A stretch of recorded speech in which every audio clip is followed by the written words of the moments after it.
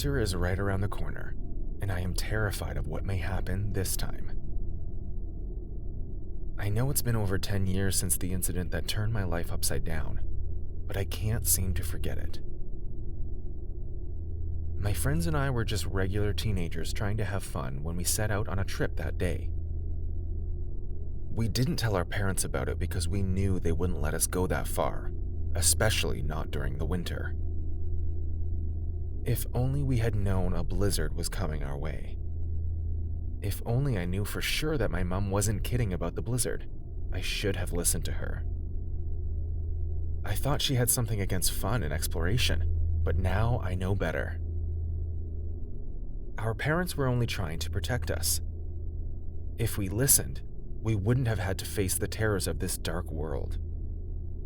The monstrous creatures that still creep out of their graves and walk the surface of the earth every winter. This isn't some fantasy crap I'm making up.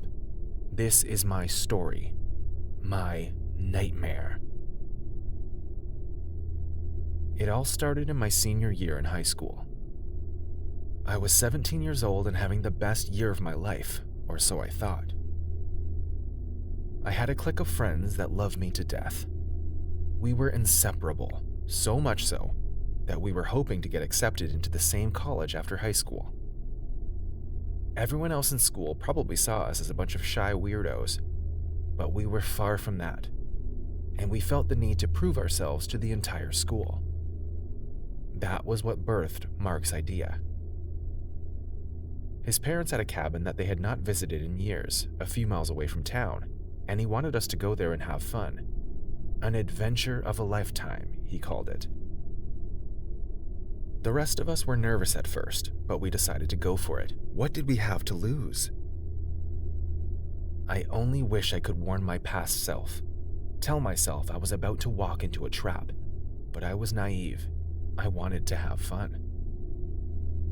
Not only would we get to show clips of our fun adventure to our schoolmates, but we would also explore a side of the world that we had never seen before. The thrill of adventure surged through our veins as we thought of ways to convince our parents to let us go. We were only going to be gone for one night.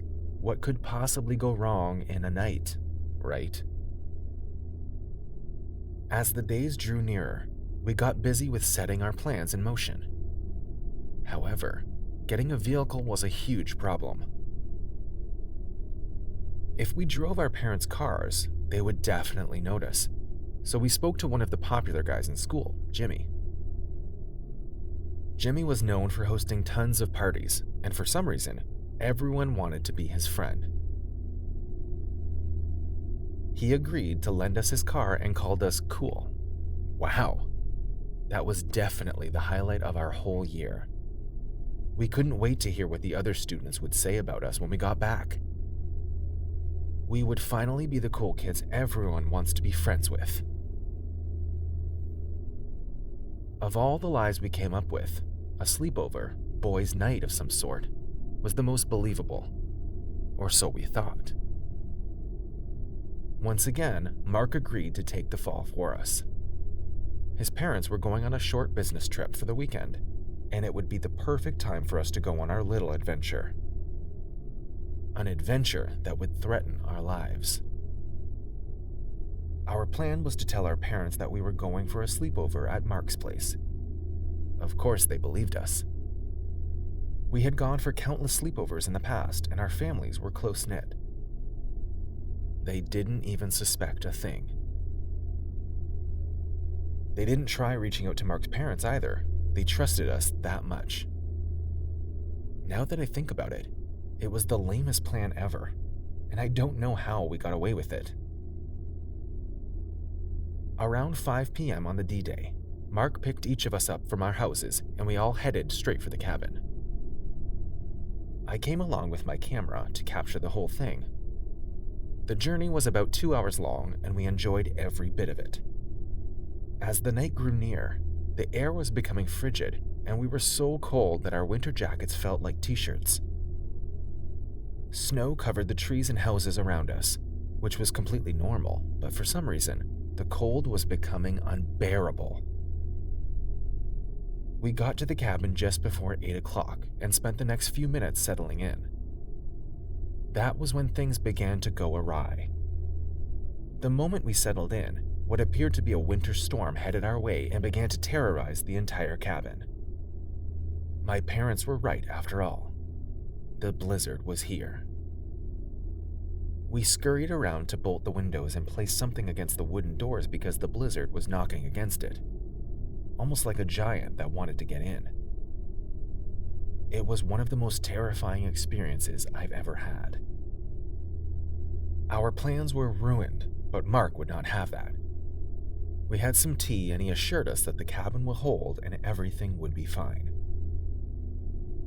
I was soothed with his words and began to relax a little.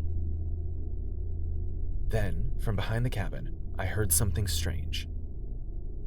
The sound of the blizzard was loud and it sounded like howling, but what I heard was different. I told my friends that we needed to go check it out, but they laughed at me, called me paranoid, and said we had to stay inside. I heard it again, and I put on my coat, grabbed my flashlight, and hurried outside through the back to check it out. They tried to stop me, but they eventually gave up. In fear, I stepped out of the house with my flashlight. The blizzard was beating against me hard, and it was hard to even stand without support. The wind was strong and unrelenting. I had to lean on the beams, which were even shaking, to be able to stand straight. I turned on my flashlight and directed it towards the woods. The light could barely cut through the blizzard, but from the corner of my eyes, I saw something that seemed out of place. A figure was standing there. I squinted, and that was when I finally saw it in full view. It was a figure, all right, but not that of a man. It stood on two legs, but I could hear its low growl like that of an animal. Long nails and teeth were prominent. Behind him were two more that looked like him. They stood on two legs and had teeth like those of sharks. They began to growl like animals. They looked exactly like large wolf-like beasts.